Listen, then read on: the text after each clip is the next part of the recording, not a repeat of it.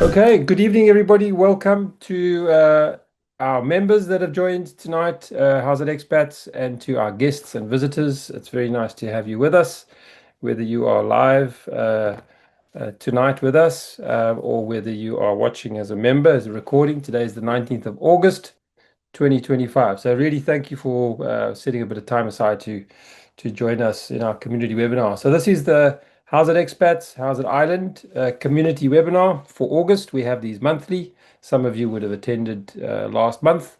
They're brand new out the blocks, really. We've just started very recently. This is only our second webinar. And tomorrow night, actually, we do our first webinar in United Kingdom. All right, so we have a lot of speakers lined up. We have jam-packed content. Hopefully you will find value in it. And we'll go through it. We should finish within 60 minutes as per the agenda. All right, so just in terms of introduction, so for those that don't know me, my name is Lamont Kritzinger. I'm the founder of Howzit Expats, and in my capacity tonight, I'm a financial coach. Just a little caveat at the bottom of the screen there. So the purpose of Howzit Expats is not to provide advice as such, but to provide factual information to South African expats globally. And that's really why we're here and why we started Howzit Expats. We want expats all over the world, South African expats, to thrive, not just survive. All right, so it's a key enabler, and that's what we are trying to do. So let's start with the serious stuff. And I'm going to ask you to put your fingers on the buttons and to get the chat going there. So how it works is, for those that haven't attended before, we have this Shosholoza wheel, and we give away a prize every community webinar. Really nice prizes. On the right there, you will see they range from Howzit Expat memberships for 12 months to advertising packages if you've got a business maybe. And then there are mystery prizes as well, and a whole lot of things on offer. All right. So how it works is you need to have your fingers on the button. Just to show you quickly the prizes up for grabs in terms of the mystery prizes. So I just want to call these out because if you do win one of the categories, which is a mystery prize, you actually have the choice of which prize you would like. So there are 5 on the list here tonight. There's an online life coaching session by Colleen Quist from CQ Consulting. Colleen will be chatting to us a little bit later in our rerouting session. We have a 30-minute tax consultation by Mairead Hennessy, the principal of Tax Key in Dublin. We have a 3-hour Dublin walking tour for a group of 5 from Dublin tour guide, Garvin Rush's business. That's worth quite a bit, so that's a fantastic prize. And then we've got a event happening quite soon for those of you in Ireland already. The South African gathering is happening on the 13th of September, and really a fun event. I'm going to it for the first time. And in fact, our last sponsor there, Uncle Bok, I know will be at the South African gathering. So if you feel like bolting on dried horse, if you don't win the hamper tonight, feel free to go along to the South African gathering. All right. So if you win a prize, and it's a mystery prize, that is, those are the 5 prizes. You can choose any one of those. All right. So moving along, this is what you need to win a prize. You're going to have to type in the chat. All right, and you have to be quite quick because the first 8, there are only 8 entries in tonight's lucky draw, and we will go in order. So whoever types it first will be number 1, number 2, number 3. Tracy's on the call. She's going to just record that for us so that we've got accurate names, and we'll do the draw at the end. All right, so I'm going to tell you what to type in a second. Are you ready? You've got to be accurate. These are all capital letters, and there's an exclamation at the end, and it is rugby season. This week, Australia up on Saturday in Cape Town, and we need to be shouting. So you ready to type? Oops, let's go forward rather. There's the word, go Bokke. So quickly, go Bokke if you want to be in the draw. The first 8 will be in the draw in the order 1, 2, 3, 4, 5, 6, 7, 8. That's quite important because our spinning wheel will have a number on it. All right, so I'll move along. Go Bokke. Hopefully we've got 8 there. Tracy will let us know. And we will see who those are. Just a reminder, we have a website, Howzit Island, for this community. Please go and have a look around there.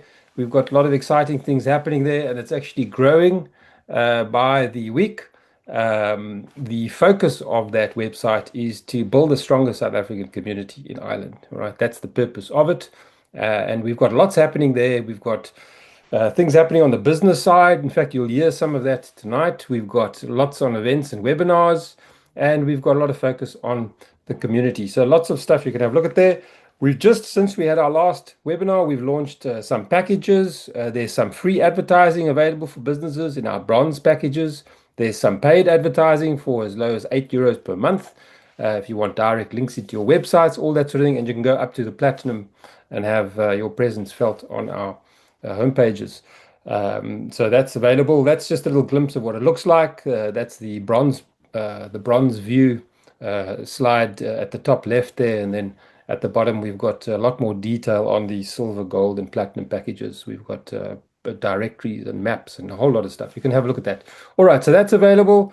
And the community is also growing. You can go and have a look at that. We've got most of them listed now in Ireland. You can see, especially those of you that are moving to Ireland, you can go and just see where's everybody situated. There's still a few gaps here. We're still getting some more information from some of the communities.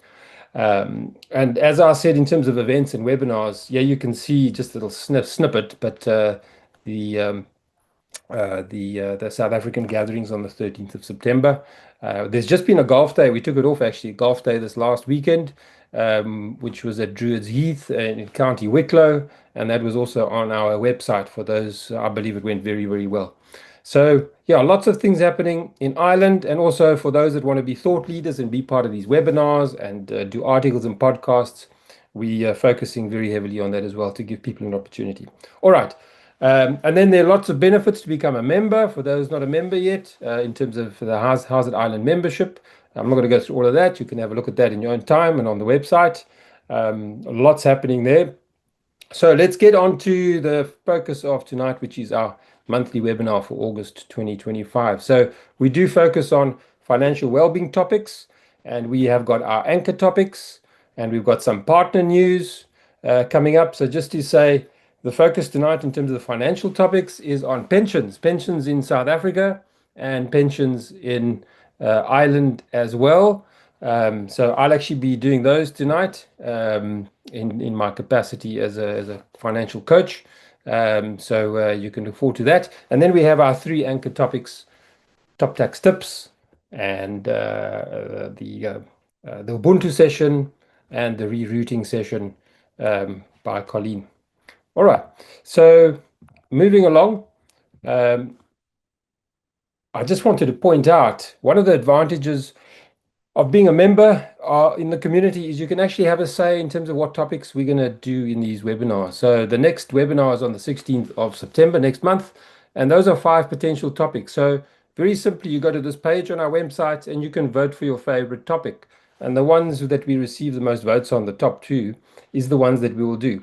All right, so you've got an opportunity to actually decide what we need to focus on in these webinars. So on to tonight's webinar and the agenda.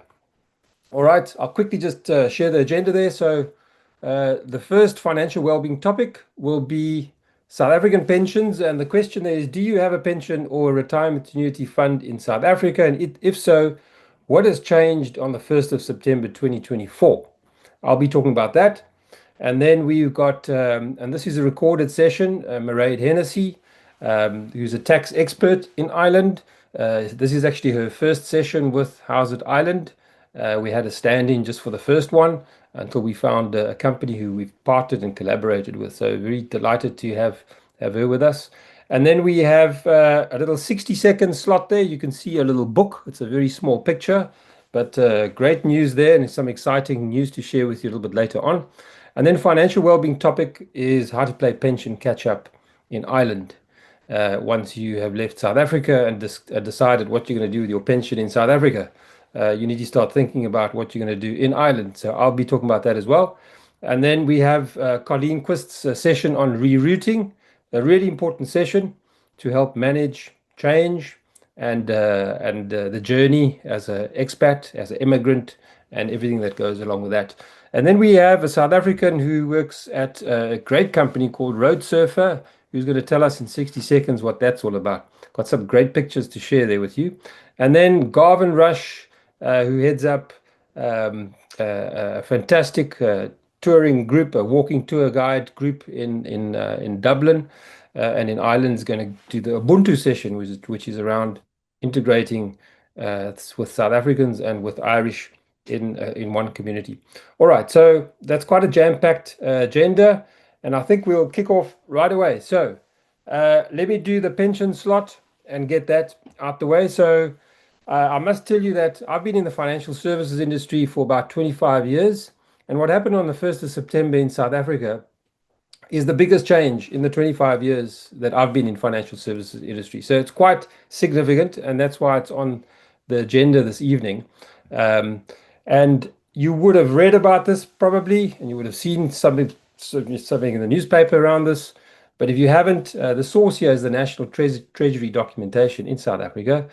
But it's what's called a two-pot retirement system. So I'll start with a quick story. One of my first jobs in my life was an attorney.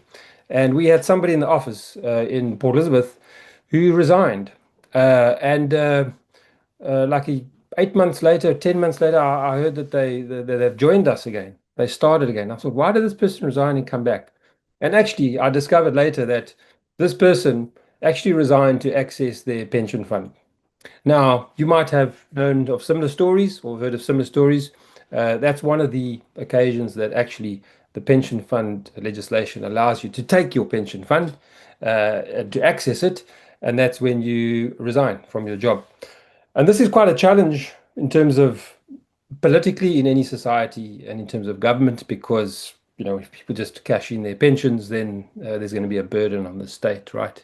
So a lot of work was done around that for many years in South Africa in terms of what can be done to change that, what can be done to address that. So this is where the two-pot retirement system comes from.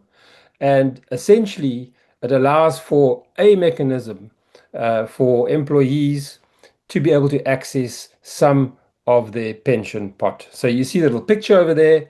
There's now basically two pots, and that's where the two pot word comes from. There's a savings pot and there's a pension pot. So I'm going to tell you in a couple of minutes just what that's all about and what it actually means also specifically for expats. That's what we're interested in, right? So I'll just start with a little example there on the top left. So let's take, for an example, you as at the 31st of August last year, 2024, you had 200,000 in your pension funds or your retirement annuity altogether. All right, they add them all up. What they did was at the beginning of this two-pot system, they said that there needs to be some seeding funding. There needs to be some amount of money taken out of everybody's retirement savings, okay, to fund the start of this first new pot, which is called a savings pot. So they'll need to put a bit of money in there. And basically the maximum you could put that could go in there is 30,000 Rand. And otherwise 10% of what you have. So if your pension fund is, let's say, 200,000 in the example top left, then 10% of that's 20,000. So as at the 31st of August last year, everybody got either 10% or maximum 30,000 taken out of their retirement savings in South Africa, all funds, and put into a savings pot. Okay, so that's the first pot, a savings pot. Very important at the top of the slide, the vesting, this word vested, vesting component. Basically, because this is such a significant change, what the government in South Africa decided was that they don't really want to touch, as at 1 September, touch anything you had before, except for this little bit of amount of money, maximum 30,000 that goes into your savings. It needs to all stay behind. It needs to stay there on the same basis that it was before. But the big change comes in what happens going forward. All right. So I'm going to share with you what happened since 1 September 2024 if you have any money in South Africa in any retirement scheme. Okay. And here's the example to illustrate it. So imagine there are three families of ostriches at the top there, right? On the left, 1/3, one family, and on the right, 2/3, two families. From 1 September last year, in a nutshell, a third of what you contribute to your pension in South Africa, whether it's a retirement annuity or occupational pension scheme, 1/3 goes into the savings pot. And the other 2/3 on the right goes into your pension pot. Okay, so quite simple. Third goes in there, two-thirds go in there. Now, why would they be doing that? You might be asking. Well, their plan is to treat the money that goes into those pots very differently, very differently. And this is the big change that I want to tell you about. Um, so a couple of questions to illustrate and to explain what's happening here. So let's just talk about that first 30,000 or 10% that goes into your savings pot. That's a once-off. That only happened on the 31st of August, the day before 1st of September last year. It will never happen again. All right. So what goes in the savings pot is an upfront amount. There's no more upfront amounts going into your savings, going into your savings pot out of your vested pot. All right, that's quite important. So everybody starts at least with something in their savings account. That's what they try to achieve. All right, but it comes out of your own money. Um, Whatever's in the savings now, the savings is a very new concept. Okay, if you think about it, I mean, we're all saving for retirement. And now all of a sudden the government says, okay, you take your retirement fund and some of it is savings. You say, but well, I've been saving for retirement. Yes, yes, but there's this other savings. What's that savings for? Okay, just on this question, that savings still grows, it still earns interest, and is still invested just like normal retirement monies in South Africa. Okay. Um, is there a maximum withdrawal amount or limit? Now, the savings pot arises because they want to allow you, that example that I started, the lady that resigned from work when I was an attorney and came back, they're allowing that person to be able to access some of their retirement funds, but it's in the savings pot that they can get it. No other pot. All right. Only in the savings pot. And you can only do this once a year. Once a year, a tax year from 1 Jan to end of December. And the minimum amount is 2,000 Rand. There's no maximum. So you can actually take everything out of your savings pot in a year if you want to. The downside is the tax is at your maximum marginal rate of tax in that year when you take it out. All right. So it's very onerous in terms of pension fund taxation to get your money taken out and pay marginal rates of tax. But now at least you can get it and you don't have to resign. All right. Um, Moving along. Will the fund member lose the money if a withdrawal is not made? No, you don't have to take any money out of your savings. It's just there in case you ever need it. All right. In fact, just to share some stats, if you go and Google this, you'll see enormous amounts of money have been taken out in South Africa since 1 September. Lots of people dipping into their savings pots. Many, many, many. In fact, their projections that it's going to give the economy quite a boost in terms of GDP this last year. Obviously, an artificial boost because that money is like a once-off windfall. But the downside of that is people are using their pension monies for maybe debt consolidation or paying off debt. The retirement pot, let's talk about that. You can't get access to the retirement pot before retirement. That's why it's called the retirement. There are exceptions, ill health, if you get very sick, etc., etc. And then when you retire, that's the traditional two-thirds that you've always might have heard. Two-thirds of your pension in South Africa has got to be used to buy an annuity. That's the annuity, a lifelong annuity that you got to buy with your whatever's in your retirement, unless it's below a minimum. There it says the minimus. I think it's about 247,000 Rand. So if your retirement pot is less than 247,000 Rand, you can actually take it all in cash. But anything above that, it's got to be an annuity. All right, so that's quite important to be aware of. And then in terms of provisions of divorce, nothing's really changed. They look at all your money in your pots. Okay, so that's still there.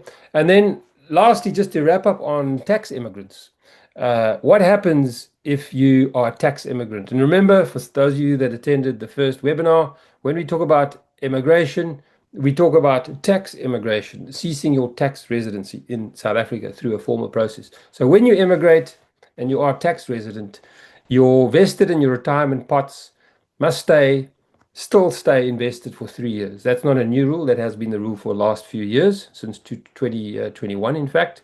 But what is new is that your savings, whether you move overseas or you stay in South Africa or you're tax resident or not, you can always get that. Okay, whatever's in your savings pot, you can always get that, but it's taxed at your marginal rate, 2,000 minimum per withdrawal, no maximum. All right, so a couple of key changes there. If you are somebody moving to Ireland now, as an example, all right, you got to take this into account. You've got to think about all of this, and just a little caveat. It says here, don't make hasty decisions to take a withdrawal. May be very tempting, but you pay a lot of tax and you lose out on the interest while it's in there, etc., etc. All right, so if you need a little bit more information on the first topic, I'll end it off there. There's a code, QR code, you can just scan if you like. Lots of really good information on Treasury's website. All right, so that is the first part of the pensions session. So let's move to the next topic, which is on the subject of tax. I'm just going to stop sharing my screen for 1 second just to get a video up, and I'm going to play. This is pre-recorded, so I do want to say a big welcome. There is Mairead Hennessy. She's not able to join us live tonight, unfortunately. She's the principal of Tax Key in Dublin, not in Dublin, actually in County Kildare, and she's kindly agreed to join us. There's a little disclaimer there, as I had earlier as well. This doesn't constitute professional advice, etc. It's information. All right, if you need advice, she offers a great service as well. Hi there. I'm Mairead Hennessy from Taxkey, and I'm going to speak to you for a few minutes today around the main Irish tax considerations for individuals who are relocating to Ireland. So the first thing to think about when you get to Ireland is you know what you need in order to start work. So at a simplest level, you need your personal security number, known as your PPS number. That's your personal ID for the Irish Revenue and for the Department of Social Protection for your social welfare as well, if you're paying social welfare contributions in Ireland. When you get a job, you need to tell the Irish Revenue about your job and the employer's tax number as well. And you want to try and get set up as soon as possible correctly on the tax system so as to avoid emergency tax, where the revenue take more than you would want and need out of your pay will. So you also need to register with the revenue. That means setting up a My Account so that you can manage your affairs, your tax credits, etc. with the Irish Revenue. So when you start working in Ireland and where you have an employment, the tax that applies on that employment, it's obviously run through the employer's payroll, but you'll hear terms around the taxes that are deducted. So there's PAYE, and that's at a rate of 20% at the standard rate, or the higher rate is at 40%. And the 40% rate kicks in when typically when you're earning more than 44,000. There's differences where there's married couples and there's one earner or two earners, but just ballpark, that's the figure to think about. There's also universal social charge, you may hear called USC, and that's in progressive rates depending on your salary level, from 0.5% of your salary up to 8%. PRSI is the social insurance that may apply on the employment salary as well. So these deductions are automatically taken out of your salary by your employer through their payroll. Where you have other sources of income then outside of your employment, you do need to declare them to the Irish Revenue when you're resident here. So say you have your rental income, you might have investments, including foreign income. When you're Irish tax resident, you're most likely going to need to declare them to the Irish Revenue. Where you have foreign income, and we'll talk a little bit now in a second around domicile and where that comes in, but just if we leave domicile out of it for a minute, where you're living in Ireland and you're tax resident, and you have overseas income, that falls within the Irish tax system, and it's taxed in your home country. So say you've got rental income from a property in another country, that the country where that property is located is going to tax the rent. Ireland may also tax the rent depending on domicile status, and where you have that tax arising in both jurisdictions, a double tax agreement will come into play. Ireland has a lot of double tax agreements with a lot of countries, including South Africa. So the idea is that there isn't double taxation. So you will get taxation relief in Ireland for any tax you've paid on that income in the home country. The main thing is always to keep very detailed records, and they're what revenue would call contemporaneous records. You're keeping them at the time, so that if and when revenue come back at a later stage with questions, with queries, you have that information there to hand because when you are asked questions, if and when you're asked questions, you will be expected to have the answers there available very quickly. So just in terms of tax residence, it's a really important concept for anyone moving to Ireland. So effectively, we have a calendar year basis for our tax system. So it runs from January to December every year. And where you are present in Ireland for 6 months of the year, so 183 days of the year to be exact, or 280 over 2 years with at least 30 days in each year, then for the second year, you're going to be Irish tax resident. And once you're tax resident for a year, you're tax resident from the 1st of January that year. So say you arrive on the 1st of April 2026 and you're here for the rest of the calendar year in 2026, your Irish tax residence actually is triggered on the 1st of January 2026. So that's a really important point. Residency applies obviously then to your worldwide income. Domicile, as I've mentioned, does come into play. So where Ireland, you're moving to Ireland, but it's not your home country, and you're not severing links with your home country, that you're planning on spending a number of years in Ireland, but maybe not necessarily the rest of your life in Ireland. You may be non-domiciled, and where you're non-domiciled, then for a certain overseas income, that isn't remitted, that isn't brought into Ireland, you may not be subject to tax in Ireland on that. Those remittance bases of tax rules are quite complex, and they're very detailed, and they depend on the type of overseas income that's there. So the first thing is to determine whether you're Irish domiciled or not, and get advice on that where it's not very clear from the outset. And also then if you're not Irish domiciled, look at your non-Irish sources of income and gains, and see if they can come in within the remittance basis of tax and how Irish tax could be avoided on those. An important relief to be aware of as well is split share relief. So that applies only to employment income. What it means is that for your employment income, you'd only be regarded as being tax resident from the date you start your employment, not the previous January. So that can be a nice one too. The strict rules around claiming it, the timing of claiming it. There's quite a bit, quite a bit to it that needs to be thought about quite quickly. So certainly, if you think, that's something that would apply, to think about it, ideally before you arrive in Ireland. So there's some of the main things to think about. We'd always say to plan before you come into Ireland, and certainly before you trigger a tax residence. So if you're looking to move to Ireland and you haven't spent time here previously, and you're looking, maybe you're looking at coming early next year, now is a really good time to start looking at how the Irish tax system will affect your income and your earnings, depending on what they are, what your domicile is. There can be opportunities to maybe move assets around, maybe sell certain assets, and that may be beneficial. Now is the time to look at those before you trigger that tax residence next January. So if you've any questions, please do reach out. My name, as I say, is Mairead Hennessy from TaxKey. Our website is taxkey.ie, so you can get in touch through the website. I also have an active LinkedIn page, so please do feel free to reach out, and I'll be delighted to answer any questions. Thank you. Excellent. Thanks to Mairead. We're going to shuffle the order slightly. We're going to have Garvin just coming up next, just to grab my slides here quickly. So today we're going to chat about probably the most curious and frustrating aspect of connecting and making friends with Irish people. And that is when you first meet them, typically in a pub, let's say, they're very friendly, they're very extroverted, they're very warm. And you think, God, geez, I'm hitting it off with this guy or girl, right? Things are going well. And then there's little follow-up, right? It's easy to make friends, but it's difficult to make friends that are longer than just that night. And I do mean just in the pub, having a few drinks and then going home alone, that sort of night, right?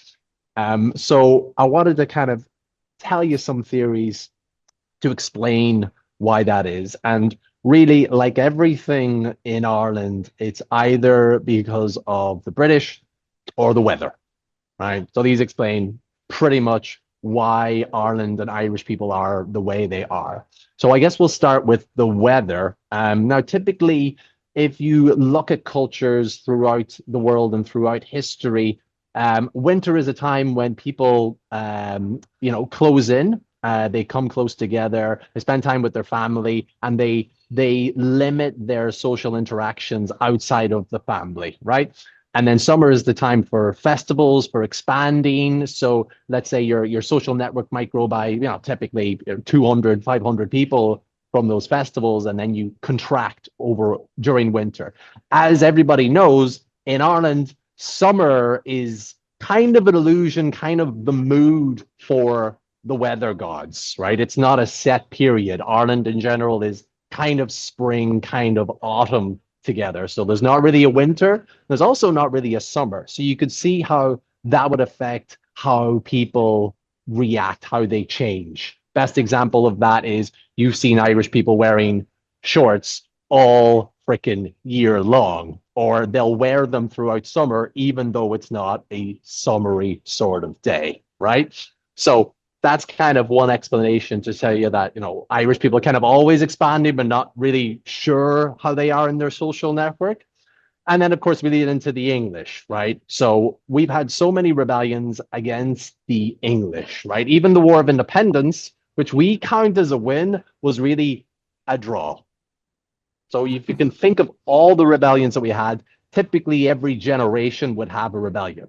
So imagine the build up, the passion, the poetry, the songs, and then the rebellion happens, and then we lose, and then we're all depressed. We write more poetry and songs, and that inspires the next generation.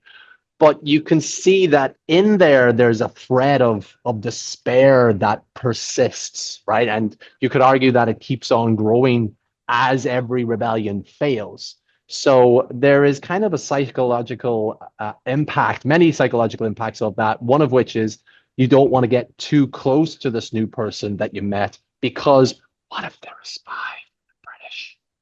What if they get to know you and then they, infiltrate your friends, and then they end up telling on you, and you and your friends and your whole families get executed, right? Now it's a bit extreme, but you can comprehend that there would be that sort of risk there, at least a little bit, right?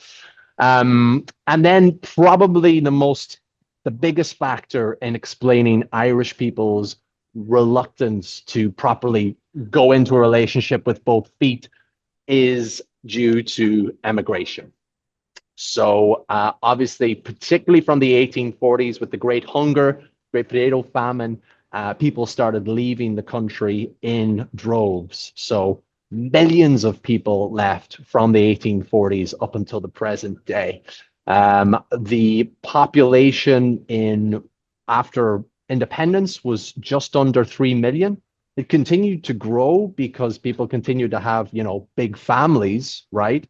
But so many people didn't have families because of the PTSD from the famine. And obviously, we're not going to go into famine now. We don't really have time for that. But most important event in Irish history was the famine. So people felt the need to leave, to emigrate from Ireland. And imagine what that does for your sense of community, your sense of place, your sense of family, right? What's the point in setting up a relationship when that person might get off and leave and go to America, right? Or Britain or Australia or South Africa, right? So that was quite typical for people for so long. In the 1950s alone, about 500,000 Irish people left. So consider that going from 3 million, 500,000 left in the 1950s, which is quite incredible. So emigration was always there up until this century, really. And it's difficult to overstate how important, impactful, and indeed detrimental that long history is. If you think about it, that's like 160 years of this tradition of emigration, of why should I really make friends with this person if he's going to go off and leave and go to America? So I'm going to end the piece there. I hope that was insightful for everybody here. I hope the jigsaw pieces in your head are starting to link together. And I look forward to seeing you on the next webinar. As you could see there, Lamont shared my details, so you can check out the tours on dublintourguide.ie. I'm just about to do a tour. I'm here at the Shelburne, and we're starting a tour at 8 o'clock. So again, thanks very much, Lamont, for moving things around. Thanks very much, everybody. Have a good evening, and I'll see you next time. Well, we move along. So next up is our first 60-second slot, a little ad break here. We try in these sessions to just showcase an event or a business, something happening in the South African community in Ireland. So it gives me great pleasure to introduce you to Claire Lagerwall, who has written a couple of books, and one of them has won this amazing Women's Fiction Prize very recently. She's here to tell us about that, and she's off to Phoenix, Arizona, the end of September, and is selling these books as well. So a really big congratulations from all of us, Claire. And Claire's first up in our 60 seconds. So it's a little bit of a short, punchy session, this. We'll have a countdown here, and then we'll hear from Claire. Over to you. Hi, everyone. Thank you so much. I've got it written down, so I'm going to go through it. My name is Claire, and I'm a proud South African author. I'm very grateful to be given this opportunity to share with you. My family and I have been living in Ireland for the past 4.5 years. We were farmers in KwaZulu-Natal, and we now call Kilkenny home. I am an author of women's fiction, and I write stories that explore faith, suspense, heartbreak, redemption, and they're very gritty. My latest novel, Where the Lion Roars, is set in South Africa, and it has just won an award in the USA, which is huge for a South African author. And my debut novel, When I Lost Me, actually placed in the USA in 2023. So you can find my books on Amazon, but I always appreciate it when people buy directly from my website, because then most of the funding comes back to me, which I can put back into more books. So I'll drop a link to my website in the chat. It's clairelagerwall.com. And thank you very much for 2 seconds to spare. Excellent. I think you deserve a round of applause, Claire. Well done. Wow, what a prize. Thank you so much. Excellent. Yeah, it's really great to have you in our Howzit Island community. We have a winning author there. It's amazing. And give us some feedback maybe when you get back on your trip to Arizona. That'll be great. I will. Thank you. Excellent. All right, so on to the second financial well-being topic. This one's a short one, a quick one. I'll just be talking about this, and this is about how you play pension catch-up in Ireland. All right, so now you've left the two-pot system, or your two pots are still in South Africa, and you arrive in Ireland. And what do you do with your pension and about pension? So we just stand back for 1 second, just quickly. There are three pillars of Irish pension in the system. The first one at the top there is the state pension system. So unlike South Africa, we do have social grants and sort of state pension systems, but I'd say they're very thin in terms of structure, and not as formalized and as broad as Ireland. As an example, in Ireland, if you've got 10 years out of your 40 years, 40 years gets you to the maximum state pension, 40 years of contributions towards what they call PRSI, pension-related social insurance, private social insurance, then you get a full state pension. So that's normally a full 40 years of working in Ireland. They do consider periods of, like, if you are off, you can have certain credits towards your PRSI. You don't always have to work, but you mostly have to work the 40 years. If you get to 10 years out of the 40, you actually qualify for state pension at the age of 66. In Ireland, doesn't matter where you are when you're 66, you can be in the Bahamas, you'll still get your state pension. You've just got to pay tax on it. And that's for the husband and the wife, if you're a couple. And it doesn't matter, as I say, where you live. It also doesn't matter how wealthy you are. Okay, it's not based on your income or your net assets, as it would be in South Africa, as an example. And then, so that's the state pension. Just to say, the big challenge in Ireland is that many people regard their state pension as their key and their only pension. Many.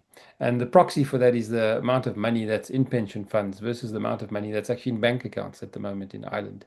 The ratio, especially for a first world country, a country with a budget surplus, almost full employment, is very high and skewed towards money in the bank versus money in pension funds. And a lot of that has to do with people, I think, growing up in the economy, in the Irish economy, thinking the state pension will just do me fine. and it doesn't.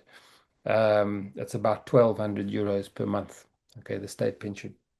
Then you get occupational pension schemes, employer pension funds, okay, as we have in South Africa, all over the world. They work just fine. Not all employers actually have them. So another massive change in Ireland is a 5, 6 months away, and that's called auto enrollment. So if you are in a company or if you're an employer of a company and you don't have a pension scheme for your employees, then the government's going to give them one automatically. They will be auto enrolled. And as an employer, you will have to pay a certain contribution towards their pension. There are parameters. It's for employees between 23 and 60. For, I think, the minimum income is about 23,000 euros per year. So even casual bar workers, down in Main Street in Dundee, they need to have a pension scheme if they within that age band, and if they are, it doesn't have to be just permanent employees. All right, so massive change coming in Ireland. And then private pensions, you get a PRSA, personal retirement savings account, a very, very good pension product in Ireland that sort of moves along with you. Doesn't matter who you're working for, you always keep it for yourself. And also a massive change actually 1st of January in this year. And the change there was previously self-employed and companies could actually contribute as much as they wanted, deducted from tax. That goes into the pension fund of the director, let's say. There's no fringe benefit tax, whereas in the island they call it a benefit in kind for the employee. Since 1 January, companies for their directors can't pay more than their salary into the pension as a tax deduction. So if your salary is 50,000 euros, the company can actually pay the full another 50,000 and get a full tax deduction, and there's no tax for the employee. So if you want to work for yourself in Ireland, it's a very good place to save in terms of pension fund structure. They do have a principle of use it or lose it. So if you don't make contributions in a year, and I'm going to show you what tax deductions you get in a second, you lose it except for the prior year. You can catch up on the last year. All right, so that's a provision in Ireland. Here's it off. I drew a few little basic pen pictures here, but just to say, top left there in yellow, compared to South Africa, the tax deduction for pension contributions in South Africa is 27.5%, okay, of your remuneration is defined by SARS, and it's not age related. It's for everyone. So from when you start working till when you retire, it's 27.5%, and it's maxed at 350,000 Rand per year. In Ireland, this graph that I've shown you here applies. And what I really like about the Irish pension fund system is very clever, very simple, but very clever. The older you get, the more you start to panic about retirement. And that's when they actually push up the percentage that you can contribute towards your pension contributions and get a tax deduction. So as an example, a 40-year-old in my my little red scribble here, if you're 40 years old, 40 to 49, 25% of your income you can contribute annually towards pension fund contributions and get a full tax deduction at your marginal rate, which is either 20%, or if you earn over about 44,000, it goes to 40,000. Slight changes there if you're married. They do cap it at 115,000. In other words, let's take a 40-year-old, 25%. Okay, if that person earns 130,000 euros a year, it won't be 25% of 130,000 euros. It'll be 25% of 115. That will be the maximum. All right, so they do put a limit on it. All right, but first, just to realize you can save more the older you get. That's why Ireland's quite a good place to catch up, which is the theme of this. There are quite a lot of things to think about when you are emigrating and you have pensions. Firstly, where you're coming from and when you're getting your money, and what you're going to do with your money in the country you left, in our case, South Africans, versus where you're going. So you would have seen in the first session today, there are taxation implications when you take your funds out of South Africa. Depends now which pot it is in, right? You saw that. The pots are taxed differently. And certain pots you can take, and certain you've got to wait for 3 years to get them. The vesting and the retirement pot, you've got to wait for 3 years. The savings pot you can take any time, but it's taxed at your marginal rate. So how's it taxed where it's coming from? Versus when you put it in on the other side in Ireland, what's the tax relief when you put it in there? And then, of course, the exchange rates that can be very volatile, especially in South Africa with the Rand. Their age bands I've shared with you already. So if you're on the cusp of an age band, as an example, and you've got some money in the bank, whether you are 39 or 40, makes quite a big difference. 5% tax break, you know. So if you're at the marginal tax break, you're getting 40% or 5% for free. Salary increases. Your pension fund contributions normally go up with your salary. Backdating to the prior year, timing of withdrawals, exchange rates, self-employed. Quite a lot to, I just wanted to summarize at a very high level, but quite a lot to think about. And I do want to encourage you when you are considering using your pension money when you move overseas, if you're going to wait 3 years for some of it or cash in some of it, consider very carefully when you do it, how you do it, what's the taxation coming out of it and what's the taxation going in. There are a lot of benefits in putting money away in Ireland to save for retirement. I haven't discussed today, that's a session for another day, how funds are taxed when you actually retire. Also very favorably in Ireland. The first 200,000 is tax-free. All right, so just in summary, quite a bit to think about in terms of taxation opportunities for pension fund contributions in Ireland. All right, and good to talk to somebody about that. All right, so now on to another exciting session, which is Colleen Quist in South Africa. And Colleen does a session for us called Rerooting, Rooting. Colleen joined us from the start and really had a great session, the first webinar we had. And judging by the comments that I read in Facebook often in South African groups, this is really an important session to listen to and to get some insights on. So over to you, Colleen. Thanks for joining us. Thank you, Lamont. Hello to everybody. I'm currently in Hermanus on a holiday. The whales are in the bay, they're very active, and they also hello. Last time when we were together, we spoke about how many people have this idea that when you leave South Africa, it's almost like you've got to rip up your roots and like, oh, we can't be South African anymore. You must now go and be Irish. And it's really important to see, and that's why I called this podcast Rerooting, and that you can have roots in more than one place, in more than one country. What's also important is that when you have made a decision as an individual or as a family, and you go like, okay, this is it, and you're choosing it, and off you go. We need to understand also that big change is like grief, and it's not all just linear and neat. And okay, we've done this now, we've done that now, tick, tick, tick, tick. Unfortunately, change is messy. And grief that comes with change is just as messy. And so I'm just wanting you to be aware of that, because it's not linear and because each person may do things differently. You may find that your family who've gone across with you are all in different stages. So you might have your teenager who's beyond angry and you are feeling very sad, and your partner may be feeling, oh, this is the best decision we've ever made. And also understanding as well that there's no time limit. So it's not like, okay, we've done 6 months now, we've done a year, we've done 2 years, we've done 10 years. There's no guarantee that you're going to get to a certain time limit and then go, okay, we're all fine now, we're all wonderful. And it's not necessarily being not wonderful.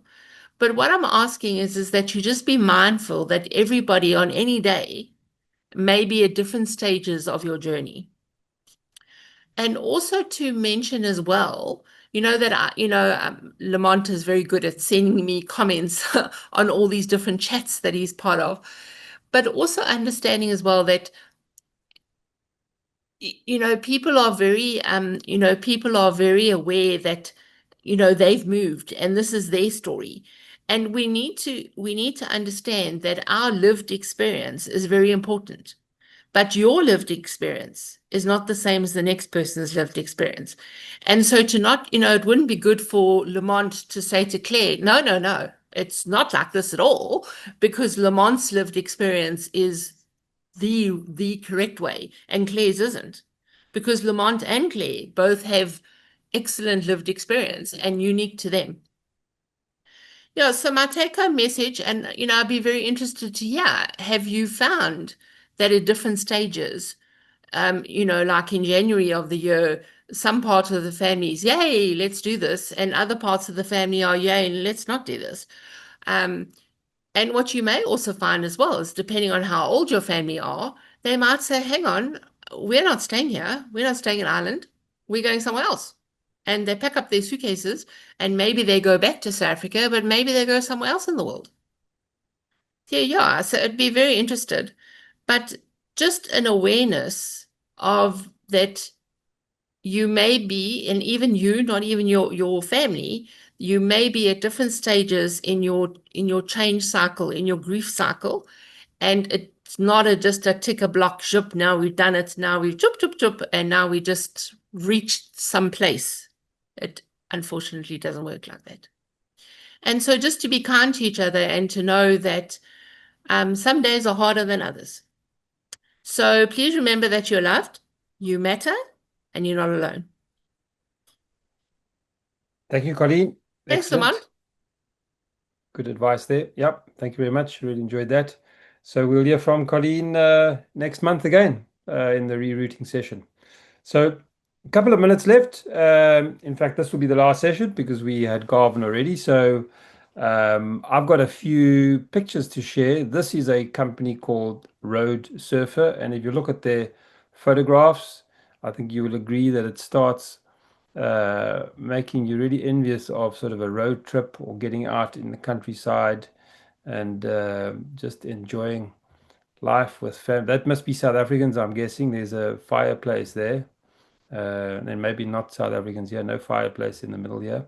But amazing pictures here, and yeah, just really looks amazing. Roadsurfer. So in the city or out in the open, wherever you are with friends. So I'm going to hand over to Brandon Bothma, who's a South African with his wife, who's a doctor in Ireland. Just a couple of years they've been here, and he's part of the Roadsurfer company. So he's our next 60-second slot. So I'm going to get the countdown going, and we will hand over to Brandon. Welcome, Brandon.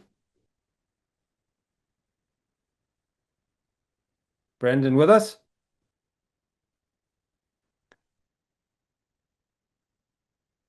I know Brandon is in Spain today, and he did come on earlier.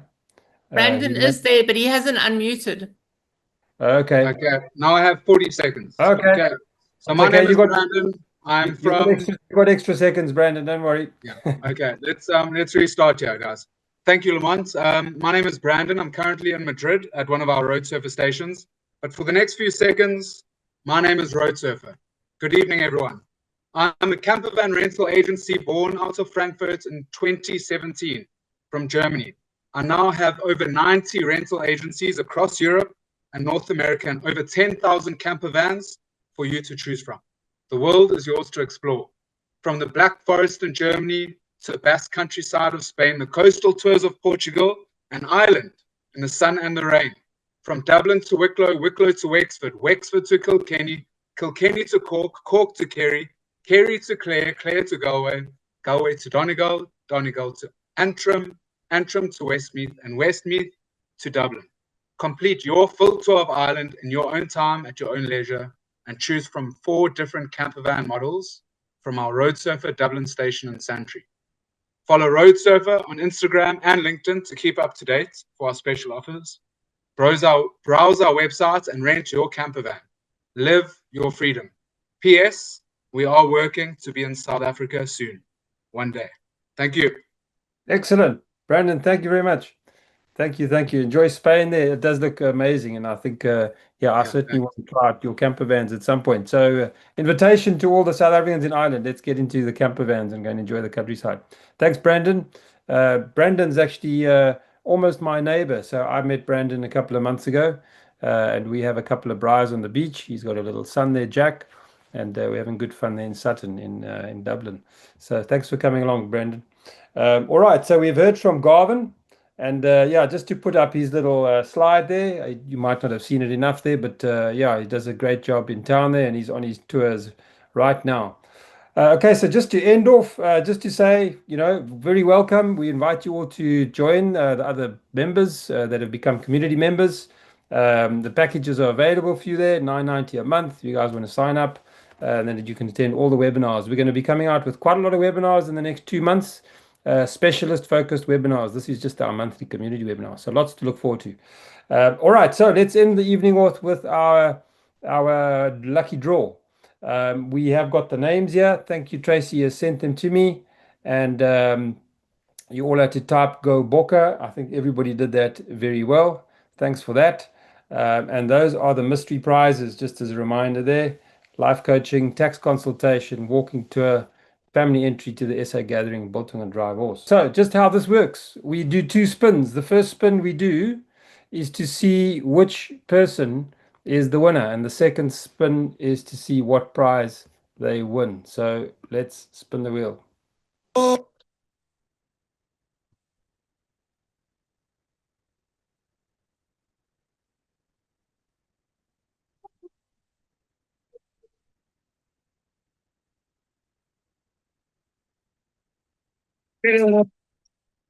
Okay, just to say, number 3 is Lionel. Congrats, Lionel. Lionel's in Joburg, I think he said. Lionel, we are going to spin the wheel, see what prize you have won.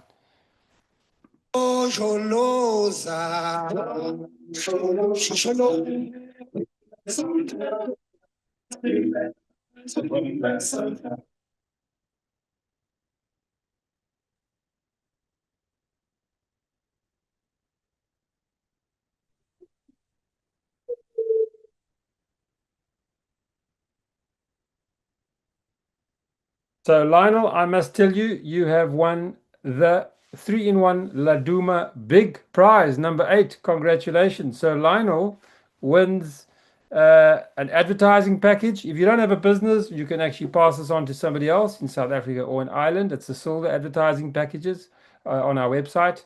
That includes a membership. So you've got free Howzit Expat membership for your trip to Ireland.